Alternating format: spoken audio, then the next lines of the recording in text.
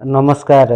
Study plus morality tutor channel तरफ मु श्री रामकृष्ण साहू आपण को स्वागत जनाई आरंभ करुच्ची। आज आउ एक मूल्यवान कहानी, बहुत सुंदर कहानी, किछि नुआ कथा शिखिबार कहानी।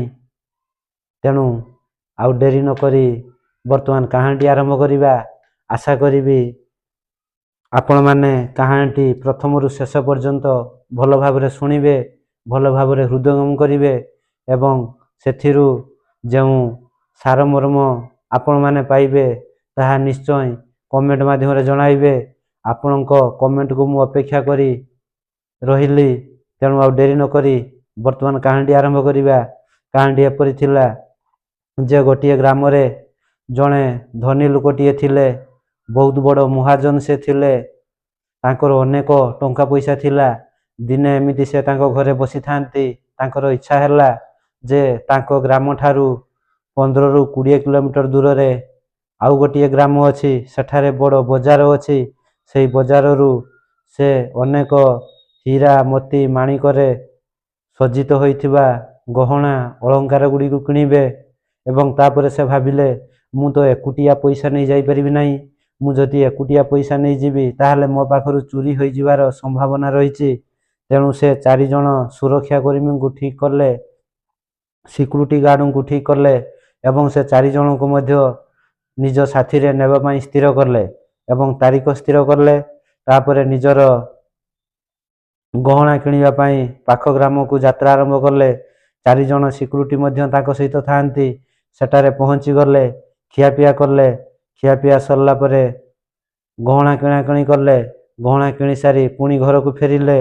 एमिति राति ठीक 8टा बेलू से धनी व्यक्ति जनक महाजन जनक निज ग्राम रे पहुंची जाई थांती। सही ग्राम ठारू, ग्रामर मथा ठारू निजर घर आउ अल्प दूर बाकी थाए। केवल गोटिए गली रास्ता थिला। सेही ठारे महाजन को मन को टिकिए कंजूस मनोभाव आसिला जे मु तो ये 4 जण सिक्यूरिटी गार्ड को सुरक्षा कर्मी को आज दिनर मजूरी देइछि, ता सहित दीपहरे खाइबा पई मध्य देइछि। तेणु मु जदि ये 4 जण को मो सहित एबे आम घर को नहीं जीवी ताहले एमाने आम घरे भोजन करिवे। तेणु एमान को मु आ भोजन देबी नाही। तेणु मु गोटिए काम करिवि, एही ठारू एमान को तांको घर को पठाई देबी। या परे महाजन जनक 4 जण सिक्यूरिटी गार्ड को कहिले, तमे माने एथर तुम घर को चली जाओ। मु तो तुमर सब पैसा पेमेंट करि सारिछि। आउ मु तो आम ग्राम रे मध्य पहुंची गलेनी। बास आउ गोटिए गली रास्ता, सेई गली रास्ता पार हेले आम घर। तेणु तुमे एठारू तुमे घर को फेरी जाओ। तापरे सिक्यूरिटी गार्ड 4 जण कहले, ठीक अछि महाजन, आपण जहा कहउचंती आमे निश्चय पालन करिबु। तेणु सेमाने एहा कहि सेठारू तांको घर को चली गले। तापरे महाजन जनक तांको घर को आसुथिबा रास्ता रे हठात सेठारे रास्ता रे आलोक न थाए, चारिआडे अंधार। सेई अंधार भितरे 60 जण डाकू महाजन को चारिपटरू घेरी नेले एवं महाजन को कहिले, तुम पाखरे जहा सब अछि जदि आमको न देबो ताहले आमे समस्ते तुमको मारी देबु। तुमर हाथ खंडिया कर देबु, तुमर गुड़ खंडिया कर देबु, तुमको लहुलुहान कर देबु, तुमर जीवन मध्य नहीं नेबु। एहा परे महाजन जनक बहुत डरी गले एवं भाबिले मु जदि आउ किछि समय से सिक्यूरिटी गार्ड मान को मो सहित रखि थांती, सेमाने मते मो घरे पहुंचबारे साहाय्य करि थांते। सामान्य लोभर वशवर्ती होई मु सेमानंकु अधा रास्ता रु विदा करि देली। जदि मु सेहा करि न थांती ताहले मु आजी सुरक्षित रे निज घरे पहुंची पार थांती, एई कथा भाबु थांती।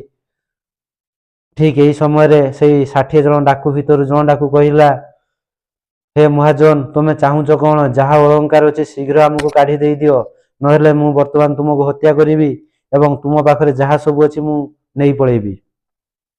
तापरे महाजन को पाखरे कोनोसी उपाय नाही।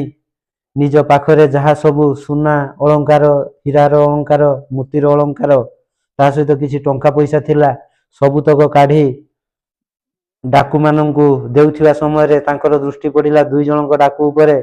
से दुई जनकू ए महाजन जानती एवं महाजन को पार्टी सांगे सांगे बाहरला, अरे कुना मुना तमे दुई जन एठारे, तमे दुई जन केबे ठारू डाकू व्यवसाय कलनी, तुम पाखरे तो खाइबा पई नथिला, तमे जतेबेले मो पाखरे मूलिया लागुथिल, मु तुमर मूलिया बाबद को अर्थ देवा सहित आहुरी अधिक मध्य तुमको टंका पैसा देइथिली, तुमर असुविधा समय रे दुख समय रे जतेबेले तुमे परिवार चलाई पार नथिल सेतेबेले मु तुमको तो अनेक पैसा दान देइथिली, तापरे भी तुमे दुई जन आज एठी डाकू बेसरे होई मो पाखरु छड़ेबा पई बसिच।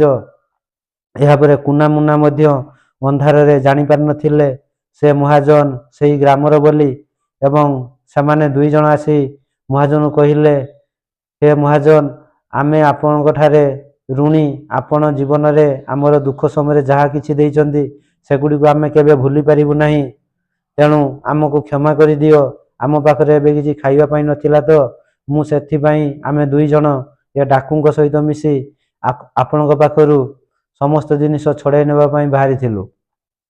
तापरे महाजन जन कहले ठीक अछि, तमे गोटे काम कर, तमे से अन्य डाकू मानू एठारू घौड़ाई दियो, तापरे मु तुम दुही को बहुत साहाय्य करिवि, आगुरु मध्य साहाय्य करथिली एबे मध्य साहाय्य करिवि।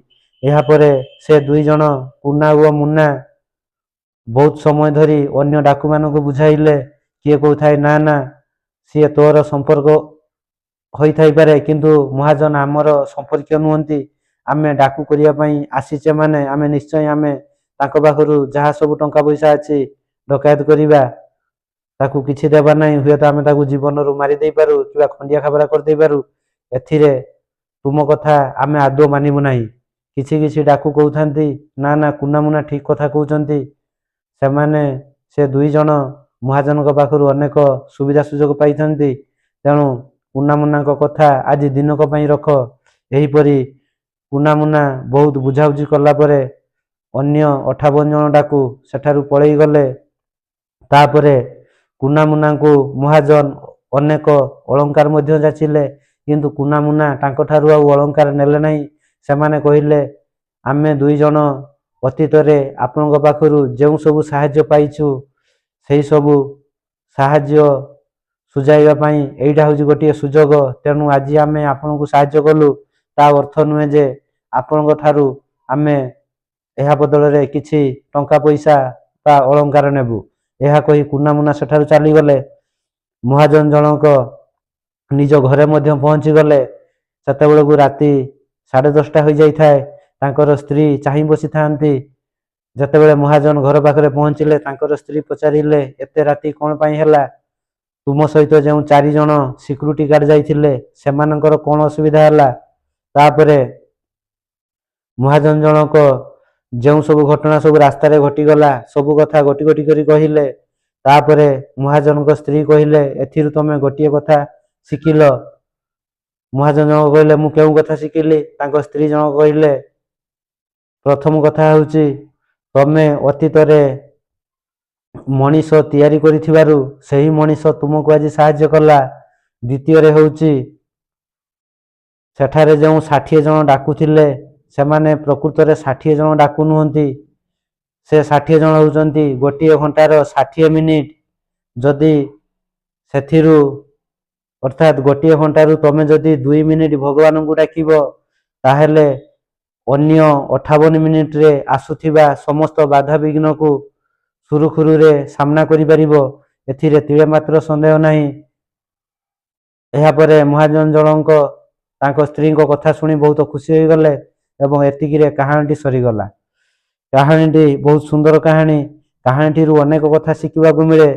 आमे जीवन रे आम कर्ममय जीवन रे अनेक कर्म करी जदि आमे भल मनीषटीए तैयारी करि पारिले आमर कर्ममय जीवन भितर जदि किछि लोकंकु भल मनीष करि पारिले सेही माने ही आमको पर मुहूर्त रे साहाय्य करिवे।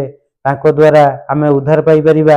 आमे कोनोसी समस्या रे सम्मुखीन होउथिले सेमानक द्वारा आमे से समस्याटी को समाधान करि परिबा। एथिरे तिळे मात्र संदेह नाही।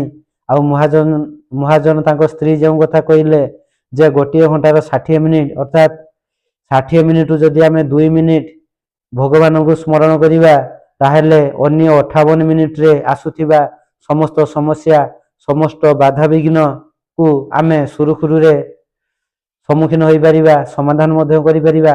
ଏଥିରେ ତିଳେ ମାତ୍ର ସନ୍ଦେହ ନାହିଁ।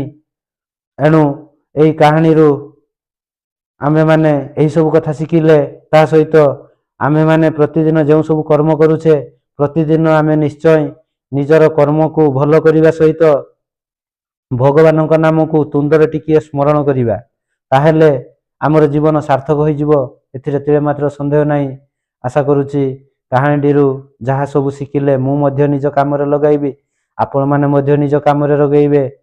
ତେଣୁ ଯଦି କାହାଣୀଟି ଭଲ ଲାଗିଥାଏ ତାହେଲେ ଲାଇକ୍ ଟିଏ କରିବେ, ସେୟାର କରିବେ, ସବସ୍କ୍ରାଇବ୍ କରିବେ, ପାଖରେ ଥିବା ବେଲ୍ ଆଇକନକୁ ଦବାଇ ଦେବେ। ରହୁଛି। ଜୟ ବଜରଙ୍ଗବାଲି।